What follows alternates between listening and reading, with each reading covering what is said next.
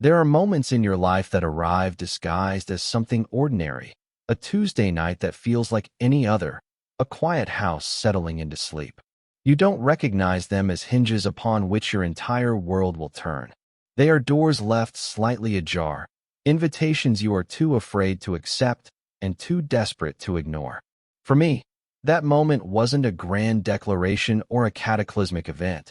It was the soft, almost imperceptible click of a latch failing to catch, and the sliver of hallway light that bled onto my bedroom floor, a silent question posed in the language of architecture and shadow. It was the space Liam had left between his world and mine. From my bed, I watched that pale ribbon of light. It was an unnerving thing, a disruption in the familiar dark. For weeks, our apartment had operated on a new, unspoken rhythm, a choreography of grief and comfort that had me perpetually on edge. But this was different. This wasn't the sound of him shuffling to the kitchen for water, or the muffled sounds of a restless sleep from his own room down the hall. He had gone into his room, his hand on the knob, and he had pulled the door shut, but not completely. He had left it open, just a crack. It was a space no wider than a finger, but it felt like a canyon, a vast and terrifying territory of implication. My heart hammered against my ribs, a frantic drumbeat in the otherwise silent apartment. Every possibility felt both ludicrous and absolutely certain. Was it an accident? A simple oversight from a man exhausted and emotionally adrift? Or was it something else? A signal? A test? The thought was so audacious, so fragile, I was afraid to even hold it in my own mind, lest the weight of it shatter it completely. I lay there, suspended in the amber of that single, stupid, beautiful sliver of light, and I understood that I was standing on a precipice. I could get up, walk across the cool wood floor, and gently push the door closed, restoring the boundary, preserving the careful architecture of our friendship. Or I could do nothing. I could wait. I could live in the terrifying, hopeful space of that unanswered question. And as the minutes stretched into an eternity, I knew, with a certainty that was both a thrill and a terror, that I was going to wait. To understand the weight of that open door, you would have to understand the 14 years of closed ones that preceded it. You would have to go back to a crowded high school hallway that always smelled of floor wax and teenage anxiety, to locker 482. It was my locker, technically, assigned to me, Alexander Thompson, a quiet sophomore who preferred the company of a camera lens to most people. But on the second day of school, it became our locker. Liam Henderson, a force of nature disguised as a boy with perpetually messy blonde hair and the easy grace of a born athlete, had been assigned the locker directly above mine. His was broken, the metal door jammed shut with a finality that even the janitor's crowbar couldn't argue with. I remember watching him, yanking at it with a frustrated grunt, his backpack slung over one shoulder, a constellation of new freckles scattered across his nose from a summer spent outdoors. He finally gave up, kicked the locker with a soft thud, and then his eyes landed on me, fumbling with my own combination lock. "Hey," he'd said, and his voice was exactly what you'd expect, confident, friendly, a little breathless. "Locker troubles." I gestured vaguely at his jammed door. "Looks like you're the one with the troubles." He grinned, a flash of white that seemed to momentarily brighten the dim hallway. "Tell me about it. Hey, you mind if I stash my chemistry book in yours for now? Just until they sort this mess out." I should have said no. I should have mumbled something about rules or space, protected the one small metal box in this chaotic world that was mine alone. But I was 16 and lonely, and he was Liam Henderson. So I just nodded, opened the door, and slid my own books to one side to make room. Sure, I'd managed. They never did sort it out. For the next 3 years, Locker 482 was a shared territory. It was a chaotic jumble of my photography assignments and his sweaty soccer jerseys, my carefully stacked textbooks and his crumpled notes from girls, my roll of black and white film and his half-eaten bag of sour candies. It was an intrusion into my quiet, ordered life that should have driven me insane. Instead, it became the anchor of my day. Those few minutes before first period or after the last bell, standing side by side, our shoulders occasionally brushing as we reached for our things, They became the moments I measured my life by. He would talk, a constant, easy stream of consciousness about practice, about a test he'd bombed, about the ridiculous plot of some movie he'd seen. And I would listen, offering a quiet comment here and there, but mostly just absorbing his presence. He was sunlight and motion, and I was shadow and stillness. I studied him the way I studied a subject before taking a photograph, learning the way his eyes crinkled when he genuinely laughed, the way he'd run a hand through his hair when he was stressed, the slight dip in his left shoulder from an old soccer injury. I was cataloging the pieces of him, storing them away in a place far more private than any locker.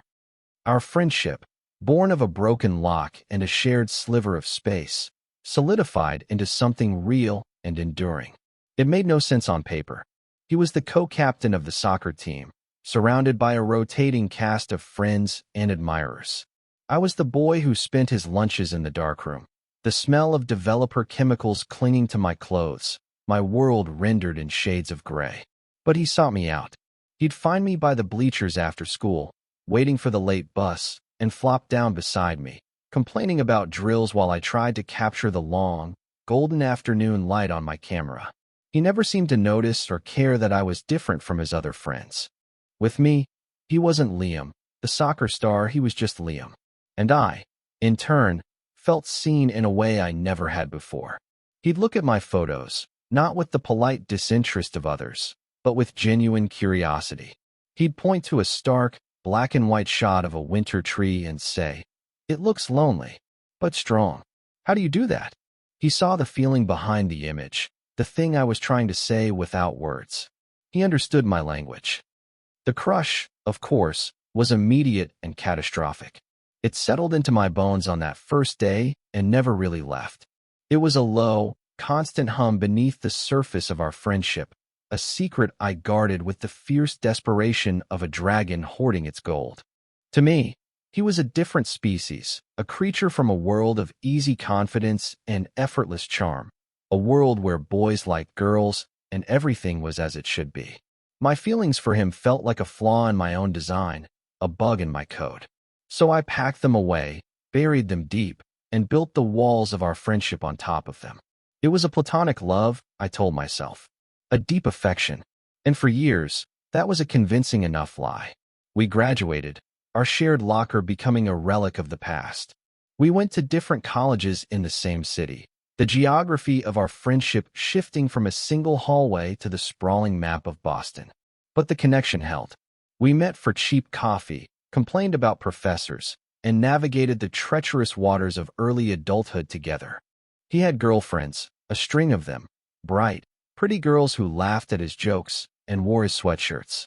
I dated a little, quiet and unsuccessful attempts that always fizzled out, because no one was ever him. I would listen to him talk about his relationships, offering steady, neutral advice, my heart a dull, familiar ache in my chest. Each girlfriend was a fresh layer of brick on the wall I'd built around my secret, making it taller, thicker, more impenetrable. I became an expert in the architecture of self-preservation. After college, our lives, which had run on parallel tracks, finally converged. I was trying to make it as a freelance photographer, living in a tiny, prohibitively expensive studio apartment that barely fit my bed and my developing equipment. He was a junior software engineer at a tech startup, working long, grueling hours, and living with two other guys in a chaotic apartment that reminded me of a frat house. It was during a late-night phone call, him complaining about dirty dishes and loud parties, me complaining about the rent, that the idea sparked. It was his idea, of course. Liam was always the one to push forward.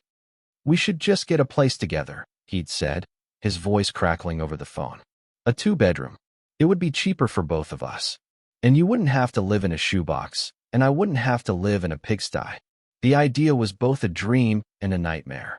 Living with him, seeing him every day, not just for coffee, but for breakfast, sharing a couch, a television, a life. It was proximity on a scale that terrified me. It felt like inviting the sun into a darkroom. Beautiful, yes, but it would ruin everything. All my carefully developed negatives, all my guarded secrets, would be overexposed, bleached white, and rendered useless. "I don't know, Liam," I'd said, the hesitation genuine. "We're different. You're clean, but you're also loud."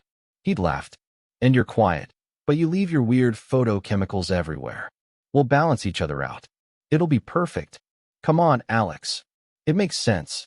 And because it was Liam, and because, deep down, I was a masochist who craved the very thing that would destroy me, I agreed. 2 months later, we were signing a lease on a second-floor apartment in a quiet neighborhood, a place with old hardwood floors and big windows that let in the morning light. We fell into a domestic rhythm with an ease that surprised me. It was like our high school locker, expanded to 900 square feet. My camera bags had their corner, his running shoes had theirs by the door. We developed routines. He'd make coffee in the morning, strong and black, and I'd handle dinner, usually something simple we could eat on the couch while he told me about his day. It was comfortable. It was easy. It was a beautiful, sustainable, platonic life. He was dating a woman named Sarah, a smart, kind lawyer he'd met through work. She was around a lot. I liked her genuinely. She made him happy, and his happiness was a quiet, vicarious joy for me. Seeing them together, curled up on our couch, his arm draped around her, was a familiar, manageable pain. It was the confirmation of the boundary, the reinforcement of the wall. It kept me safe. It kept my secret safe. Our friendship was a well-established country with clearly defined borders. I knew my place in it. I was the steadfast friend, the quiet observer, the permanent resident of the platonic zone. And I had made my peace with that. Or so I had told myself. The shift began, as so many shifts do, with an ending. Liam and Sarah's ending. It wasn't a dramatic, explosive breakup, but a slow, quiet erosion. A series of conversations over weeks that lowered the temperature of their relationship until it was cold and still. He didn't talk about it much at first. Liam, who could fill any silence with chatter, became quiet. He'd come home from work, his shoulders slumped, the usual light in his eyes dimmed to a low pilot flame. He'd give me a tight, tired smile and retreat to his room. The easy energy of our apartment curdled into something tense and sad. The border between his space and our shared space became more pronounced. His door, which was usually open, was now almost always closed. I tried to give him space, understanding that grief is a private country, one you have to navigate on your own terms. I'd leave dinner for him on the stove, send a quiet text asking if he needed anything. The answer was always a short, polite no, thanks. I'm good, but he wasn't good. I could feel his unhappiness seeping through the walls, a low-frequency hum of misery that resonated through the whole apartment. I saw the exhaustion etched around his eyes, the way he moved as if his limbs were weighted down. He was adrift, a ship cut loose from its moorings, and I was watching from the shore, helpless. Then, one Thursday night about a month after the breakup was finalized, something changed. I was on the couch, editing a set of photos from a wedding I'd shot over the weekend. It was late, after midnight. I thought he was asleep. But then his bedroom door opened, and he emerged, silhouetted in the dim light from the hallway. He was just wearing a pair of gray sweatpants, his hair a mess, his face pale. He didn't say anything. He just walked over to the armchair in the corner of the living room, the one opposite the couch, and folded his long frame into it, pulling his knees up to his chest. I put my laptop aside. "Hey, you okay?" He shook his head, a small, almost imperceptible movement. He kept his eyes fixed on the dark window, at the reflection of the room staring back at us. "Just a bad night," he murmured. His voice was rough, thick with sleep or unshed tears. "Do you want to talk about it?" I asked, keeping my own voice soft, a gentle offering. He was silent for a long moment. I could hear the hum of the refrigerator, the distant siren of an ambulance. "Not really," he finally said. Can I just sit here for a bit? Until I feel like I can sleep." "Of course," I said immediately. "Stay as long as you want." So we sat there, in the quiet dark, two bodies occupying the same space but separated by a gulf of unspoken pain. I didn't pick my laptop back up. I just sat, a silent sentry, bearing witness to his quiet collapse. After about 20 minutes, his breathing deepened, his head lolling to the side against the back of the chair. He'd fallen asleep there, in a cramped, uncomfortable position. I watched him for a while. The tension in his face finally eased, the lines of worry smoothed out by unconsciousness. He looked younger, more vulnerable, like the boy I'd shared a locker with. A powerful, painful wave of affection washed over me. I got up quietly, fetched the thick woolen blanket from the back of the couch, and gently draped it over him. My fingers brushed against his shoulder, and the contact was like a static shock. I pulled my hand back as if burned. He stirred, mumbling something incoherent, but didn't wake. I retreated to my room, my heart pounding, and left my own door slightly ajar, listening for any sound from the living room, a self-appointed guardian in the night. That night was the beginning of the ritual. It didn't happen every night, but it became a recurring theme in the symphony of our cohabitation. A bad day at work, a wave of loneliness, a song on the radio that reminded him of her. Any of it could trigger it. He would appear in the living room doorway, a ghost haunting his own home, with the same quiet request. Mind if I hang out for a bit? He never wanted to talk. He just wanted presence. He wanted the quiet hum of my existence to drown out the loud silence in his own head. And I always said yes. At first, he would stick to the armchair. But one night, he was looking particularly wrecked, and I patted the cushion next to me on the couch. More comfortable over here, I'd said, trying to make it sound casual, an offhand suggestion. He hesitated for a second, then crossed the room and sank into the couch beside me, leaving a careful, respectable foot of space between us. We watched some mindless documentary about deep-sea life, the narrator's voice a soothing drone. I was hyper-aware of him, of the heat radiating from his body, of the way the faint light from the television played across the sharp line of his jaw. The space between us felt charged, a magnetic field of unspoken things. Eventually, his head began to nod. His exhaustion was a tangible thing, a heavy cloak he couldn't shrug off. His head drooped, then jerked back up. After this happened a few times, he sighed, a sound of complete surrender. "Sorry," he mumbled. "I'm so tired I can't even see straight." "It's okay to sleep, Liam," I said softly. He looked at me then, his eyes clouded with weariness and something else I couldn't name. It looked like a plea. Would it be weird if I just... He gestured vaguely at the couch, at the space around him. He didn't finish the sentence. He didn't have to. "No," I said, my voice steadier than I felt. "It wouldn't be weird." He took that as the permission it was. He shifted, turning on his side to face the back of the couch, and curled into himself. I stayed where I was, frozen, my back ramrod straight. He was only a few inches away now. I could feel the warmth of his back against the cushion, could hear every soft breath he took. I sat like that for an hour, my muscles screaming in protest, before I dared to move. I slowly got up, draped the now familiar blanket over him, and went to my own bed. The apartment was filled with his presence now, not just his sadness. He was spilling over the edges of his own room, his own grief, and into mine. The ritual evolved. The couch became the default. We'd finish dinner, turn on the TV, and I knew that within the hour, he'd be asleep beside me.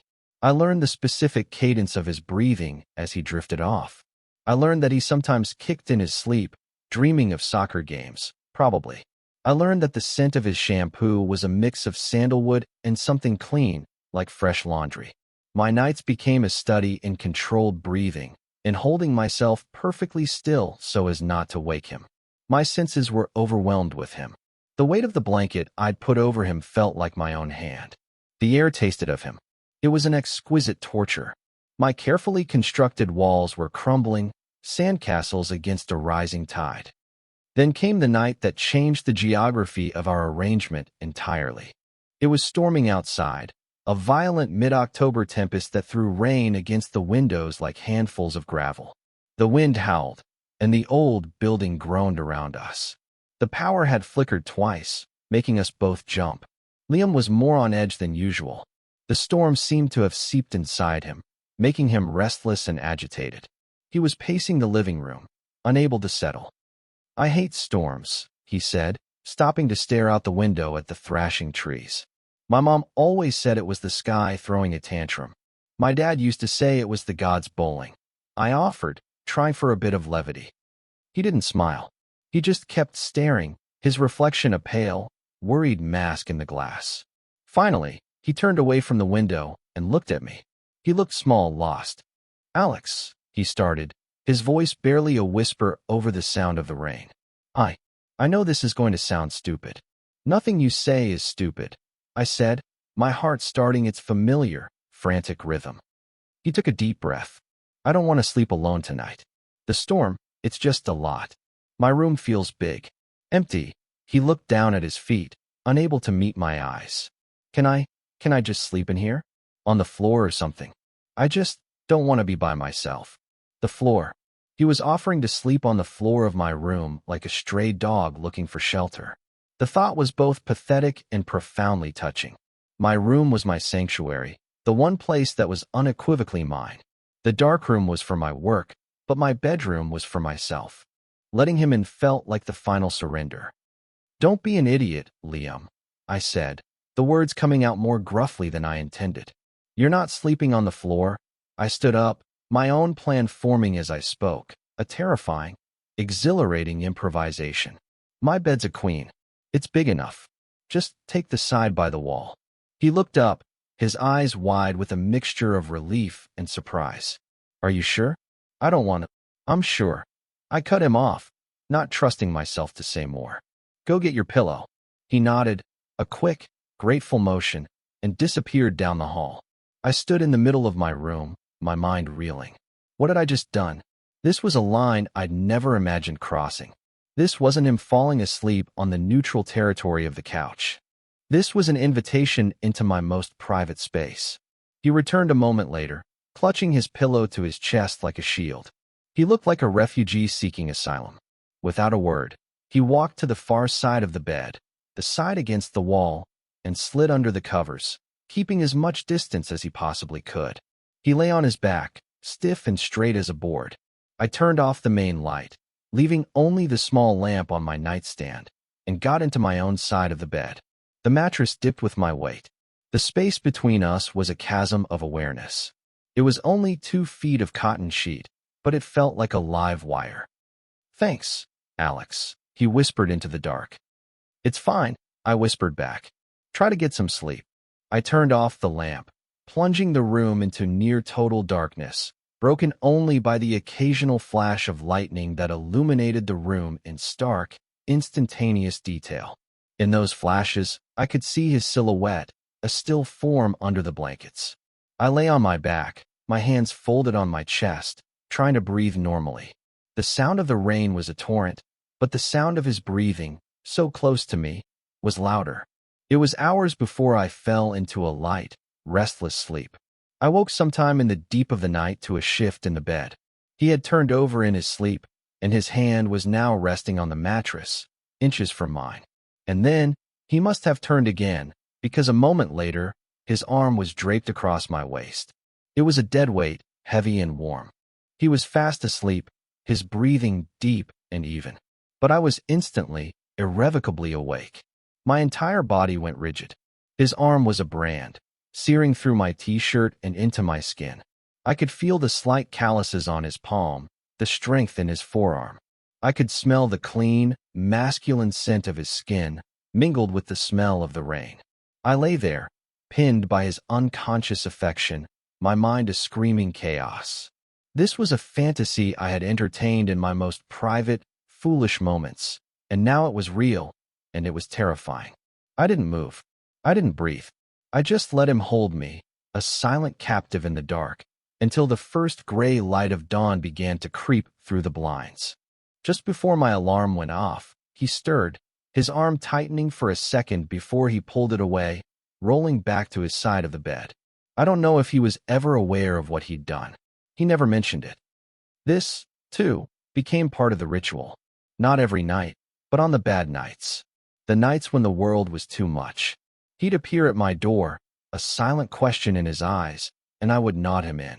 He always took the side by the wall. He always tried to keep his distance. But sometime in the night, in the unguarded territory of sleep, he would drift across the mattress. A leg thrown over mine, a hand on my shoulder, his back pressed against mine. Each time, I would lie awake, my heart a frantic bird trapped in my chest, cataloging the points of contact, burning them into my memory. And in the morning, he would be back on his side, the space between us restored, the boundary redrawn. We never spoke of it. It was a secret we kept together, in the dark. During the day, we were Alex and Liam, roommates, friends. We talked about work, about sports, about the leaky faucet. But at night, we were something else.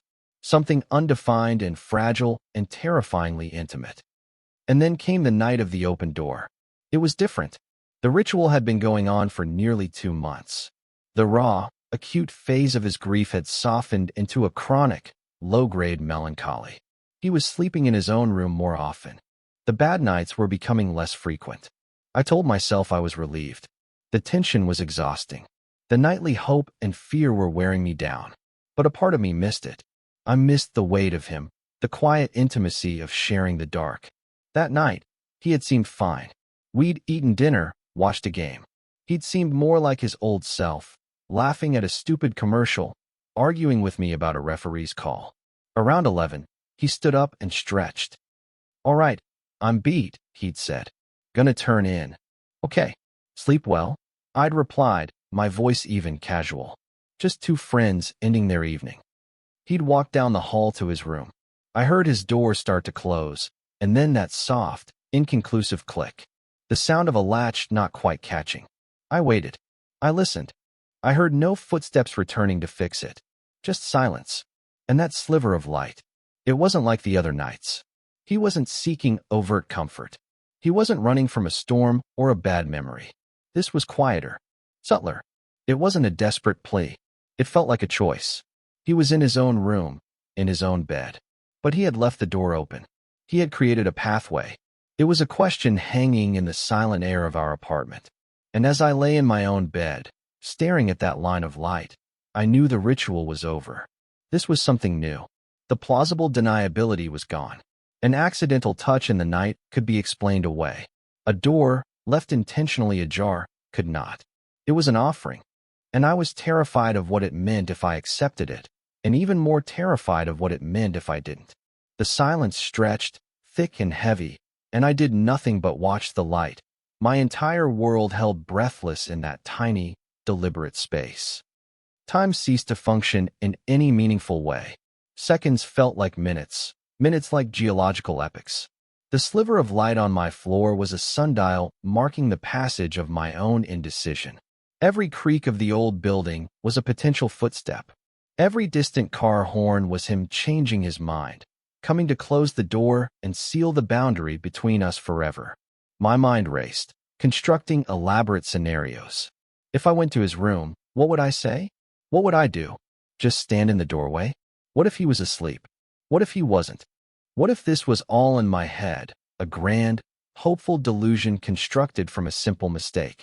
The fear of humiliation was a physical thing, a cold knot in my stomach. To be wrong about this would be to shatter not just my own heart, but the very foundation of the most important relationship in my life.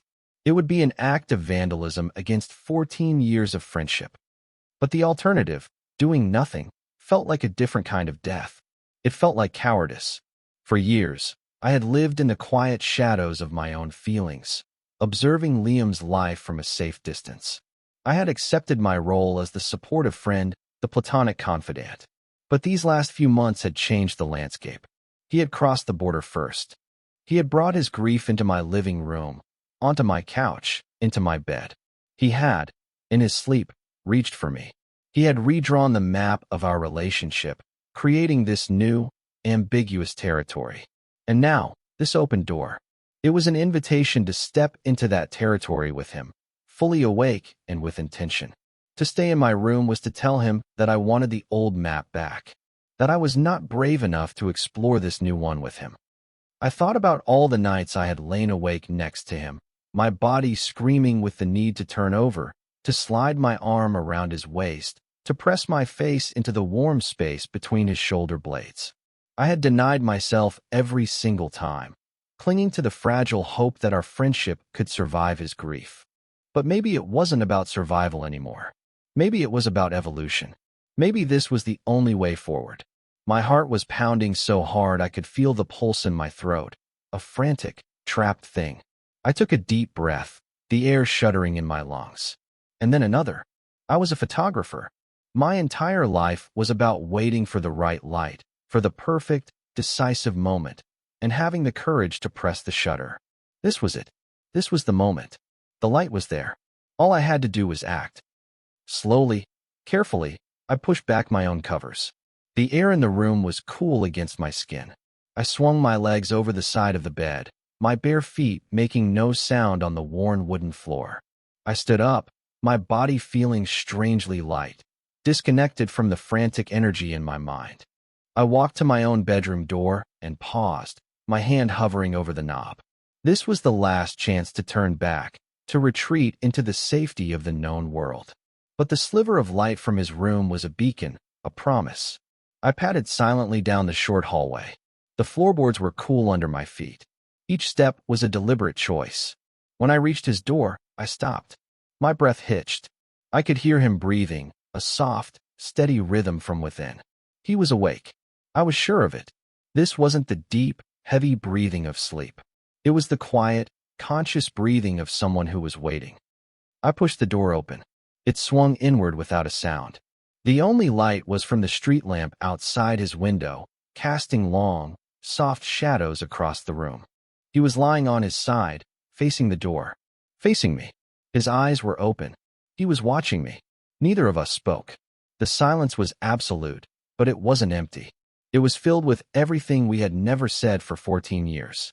All the shared laughter in the high school hallway, all the late-night conversations in college dorms, all the quiet, comfortable dinners in this apartment.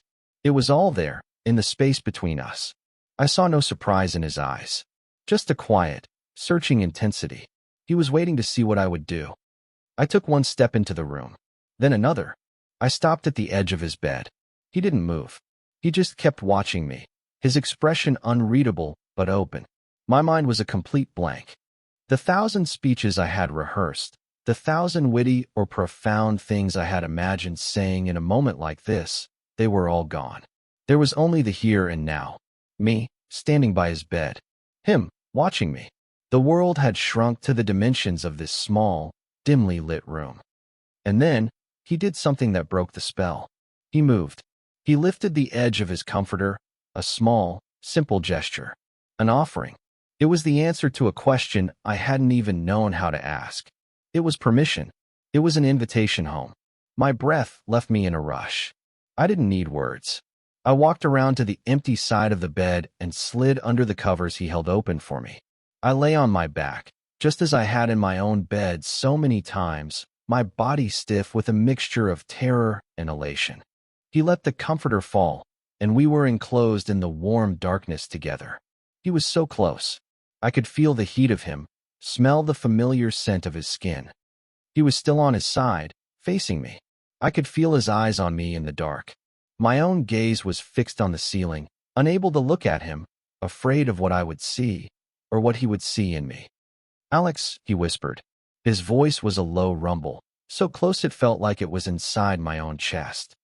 I finally turned my head to look at him. His face was inches from mine. In the faint light, I could see the earnest, searching look in his eyes. The fear was there, but so was something else. A fragile, burgeoning hope. "Hey," I whispered back, the single word feeling ridiculously inadequate. He raised a hand, his movements slow, hesitant. He gently cupped my jaw, his thumb stroking softly along my cheekbone. The touch was electric, a jolt that went straight to my core. It wasn't the accidental, unconscious touch of sleep. This was deliberate. This was a choice. My eyes fluttered shut at the contact. "Is this okay?" he asked, his voice thick with emotion. I couldn't speak. I could only nod, a small, jerky movement. It was more than okay. It was the secret, central prayer of my entire adult life being answered. He took that as his cue. He leaned in, closing the last few inches between us. His lips met mine. It wasn't a passionate, desperate kiss. It was soft. It was tentative. It was a question. It was a confession. It was the taste of salt from tears I didn't know he'd shed and the faint, sweet trace of the toothpaste he used. It was 14 years of friendship and unspoken longing compressed into a single, fragile moment. I kissed him back, a gentle pressure, a mirroring of his own hesitant exploration. My hand came up to rest on his chest, right over his heart, which was hammering just as hard as my own. The kiss lasted only a few seconds, but it redrew the entire world. When he pulled back, he didn't go far. Our foreheads rested together, our breath mingling in the small space between us. "Okay," he breathed out, a word of relief, of confirmation. "Okay," I echoed, my voice hoarse. He didn't pull away. He just stayed there, his hand still on my face, his thumb still making slow, soothing circles on my skin. He shifted, moving closer, and wrapped his other arm around my waist, pulling me against him. I let myself be moved, my body finally relaxing, melting into his warmth. I slid my own arm around him, my hand flat against the strong, solid plane of his back. He buried his face in the crook of my neck, and I felt his breath, warm and steady, against my skin. For the first time in all those nights of sharing a bed, I wasn't holding my breath. I wasn't a silent, rigid sentry. I was home. We lay like that for a long time, tangled together in the quiet dark, not speaking. There was nothing left to say. The silence was no longer about things unsaid. It was about things finally, blessedly understood. This was a new kind of silence. It was peaceful. It was whole.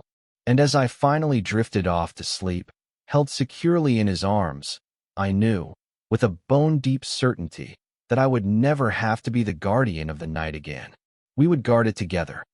The morning after felt like waking up in a foreign country where I somehow knew the language.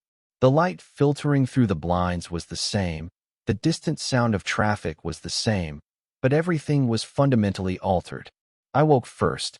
Liam was still asleep, his arms slung possessively over my chest, his face relaxed and peaceful in a way I hadn't seen in months.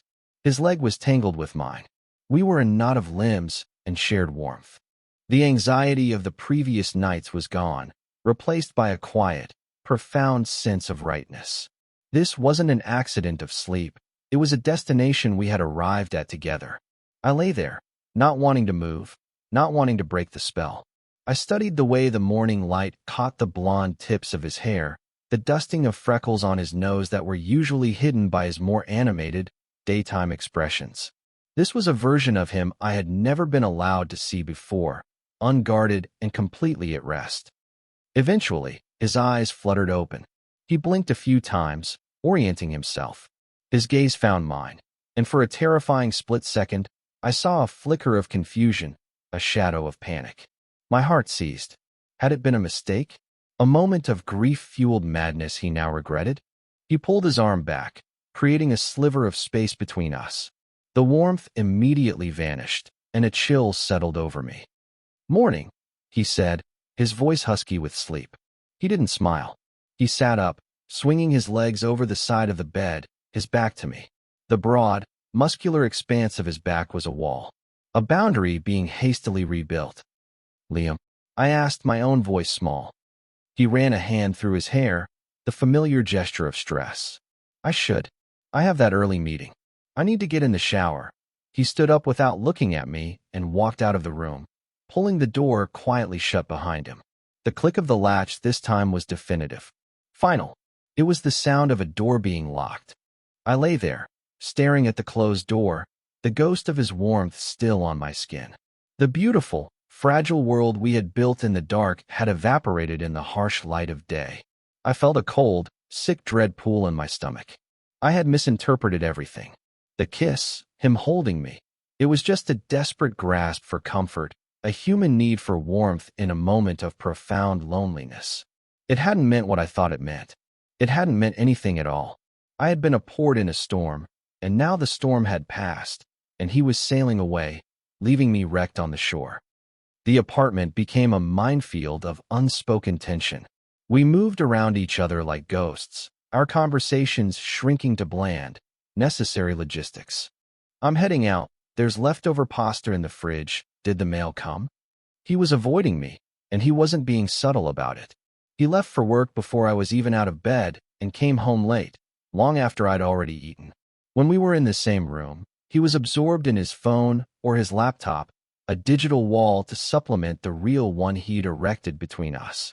The easy camaraderie, the comfortable silence, it was all gone, replaced by an awkward, painful quiet. The open door was a distant memory, a dream I wasn't even sure had been real. After 3 days of this silent, agonizing retreat, I couldn't take it anymore.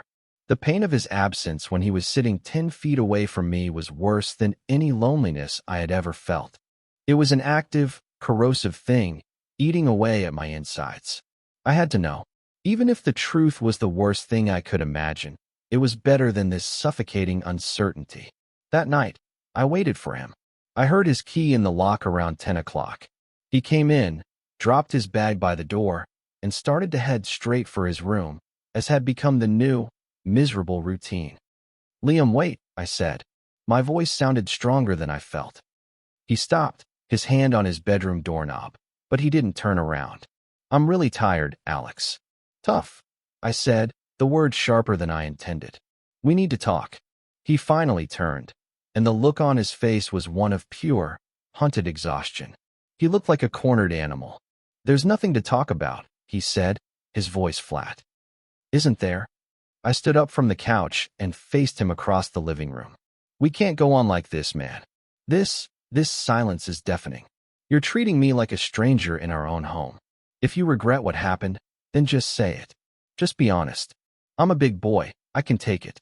But this pretending it didn't happen, pretending I don't exist.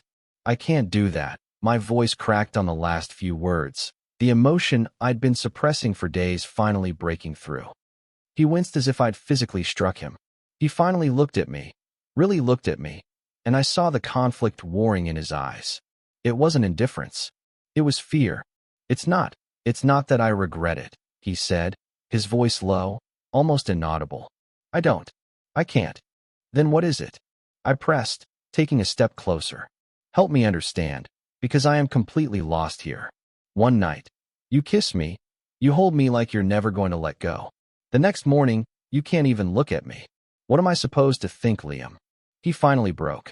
He slumped down into the armchair, the one where this whole new chapter had begun, and buried his face in his hands. His shoulders shook. "I don't know," he mumbled into his palms, his voice thick and broken. "I don't know what I'm doing, Alex. I'm so confused." I crossed the room and crouched in front of him, my anger melting away, replaced by a familiar, aching wave of sympathy. "Confused about what?" I asked gently. He lifted his head, and his eyes were red-rimmed, full of a desperate, pleading vulnerability. "About everything. About me. I've always been with women. Sarah, and before her, it's just how I thought I was wired. It's who I thought I was. And then, with you, it didn't feel wrong. It felt more right than anything has in a very long time. And that scares the hell out of me." He let out a shaky breath. "That night, it wasn't about Sarah. It wasn't about being lonely. It was about you. It's been about you for a while now. I didn't have a name for it. I didn't let myself look at it. But when you walked into my room, I knew. And the next morning, I woke up and I saw you there, and it was perfect. And I panicked. Because what if I'm not who I thought I was? What does that mean? I felt like I was standing on the edge of a cliff, and I froze. I ran. I'm sorry, Alex. I'm so sorry. I've been a coward."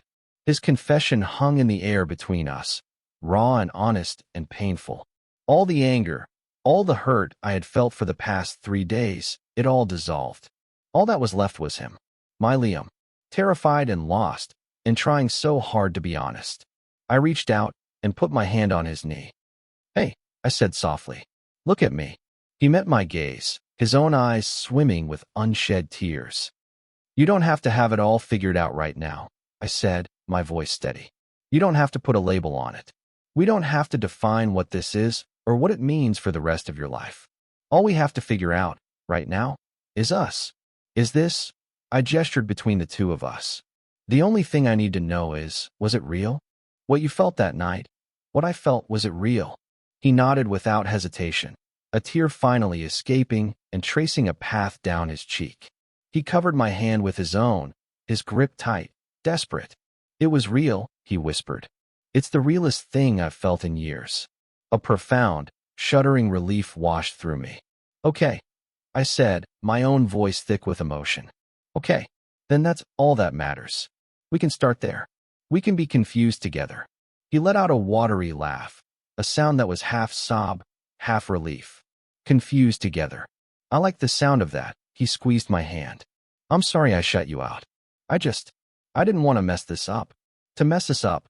You didn't," I assured him. "We're still here." I gave him a small, hopeful smile. "But no more closed doors. Okay? Metaphorical or otherwise." He smiled back, a genuine, tired, beautiful smile. The first one I'd seen in days. "Okay," he agreed. "No more closed doors."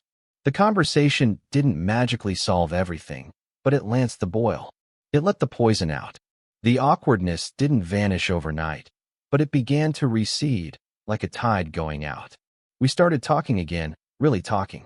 He told me about the swirling confusion in his head, his fear of what people would think, of what his family would say, his fear of redefining a core part of his identity at 26 years old. And I listened. I didn't offer easy answers, because there weren't any. I just offered him the space to be uncertain, to be scared. I told him about the 14 years of my own quiet certainty, the loneliness of it, the ache of watching him from the sidelines. I told him how it felt to be the port in his storm, and how terrifying it was when he sailed away. We were laying our cards on the table, all of them, the good and the bad, the hope and the fear. We were learning a new kind of honesty. The physical intimacy returned, but slowly, tentatively. It wasn't a rush back to where we had been. It was a careful, deliberate reconstruction. A few days after our talk, we were on the couch, watching a movie. The old ritual, but with a new context. There was still a careful space between us. Halfway through, he shifted, and his hand landed on the cushion near mine. He didn't move it. After a minute, I slowly, deliberately, covered his hand with my own. He turned his hand over and laced his fingers through mine. His thumb stroked the back of my hand. We sat like that for the rest of the movie, our hands clasped together, a silent, solid point of connection in the dark. It was a promise. A week later, after a long day, he appeared at my bedroom door. He didn't look wrecked or lost. He just looked tired. He leaned against the doorframe, a small, hesitant smile on his face. "Bad night?" I asked, my heart giving a hopeful little flutter. He shook his head. "No, just a night." He paused. "Can I come in?" It was different from all the other times. It wasn't a plea for shelter. It was a simple request to share space. "Always," I said. He came in and crawled into the bed on his usual side, by the wall. I got in beside him. We lay on our backs for a moment, staring at the ceiling in the comfortable dark. Then, he turned on his side to face me. "Can I ask you something?" "Anything." "Can you hold me?" he asked, his voice quiet but clear. There was no shame in it, no desperation, just a simple, honest need. I turned onto my side as well, and I wrapped my arms around him, pulling him close, his head finding its now familiar place in the crook of my neck. He sighed, a deep, contented sound, and his own arms came around my waist, holding on tight. It wasn't about a storm anymore. It wasn't about grief or loneliness. It was about us. It was about a choice. We were not two separate people seeking temporary comfort. We were becoming a single entity, a shared warmth in the quiet of the night. We began to heal in the beautiful, honest silence we'd learned to create together. The apartment, which had been a landscape of grief and then tension, transformed again. It became a sanctuary. Our sanctuary. The borders we had lived with for so long. The walls, the doors, the careful distances, they dissolved. My bedroom was no longer my bedroom. It was our bedroom. The bed was no longer a place of temporary asylum, but a permanent home. We found our rhythm, a new domesticity that was an extension of the old one, but infused with a new layer of tenderness. He still made the coffee in the morning, but now he'd bring a cup to me in bed, his lips finding mine before the mug did. I still cooked dinner, But now he'd stand behind me, wrapping his arms around my waist, resting his chin on my shoulder as I stirred a pot on the stove. It was in these small, ordinary moments that our new reality solidified. A hand on the small of my back as we passed in the hallway. A lingering kiss goodbye in the morning. His feet finding mine under the table. These were the things that built our new world. There were still moments of fear, of uncertainty, mostly from him. Moments where he would grow quiet, a flicker of the old panic in his eyes. But now, instead of running, he would reach for my hand. He would ground himself in me, and I would hold on, a steady anchor in his swirling sea of self-discovery. One Saturday morning, months later, I woke up to find him not in bed beside me, but sitting in the armchair by the window, bathed in the soft morning light. He was just looking at me, a gentle, contemplative smile on his face. "What are you doing over there?" I asked, my voice still thick with sleep. "Just watching you," he said simply. "I like watching you sleep." He paused, his smile widening. "It's my new favorite thing." I felt a warmth spread through my chest that had nothing to do with the sun. "My new favorite thing is waking up and finding you here," I confessed. He stood up and came over to the bed, crawling back under the covers and fitting himself against me. He kissed me, a slow, lazy, morning kiss that tasted of contentment. "I'm sorry it took me so long to get here," he whispered against my lips. "You're here now," I said, tangling my fingers in his messy hair. "That's all that matters." We didn't need the grand declarations or the neatly defined labels anymore. We had something better. We had the quiet certainty of a shared morning, the comfort of a familiar embrace, the peaceful knowledge that we had navigated the storm and found our way to a calm and sunlit shore. The boy I shared a locker with had become the man I shared a life with. And the journey between those 2 points, the confusion, the fear, the yearning, had made the arrival all the more beautiful. Our love wasn't a sudden discovery. It was a slow, patient process of developing a photograph in a darkroom, waiting for the image to emerge, clear and true and undeniable in the gentle light. And it was, without a doubt, a masterpiece.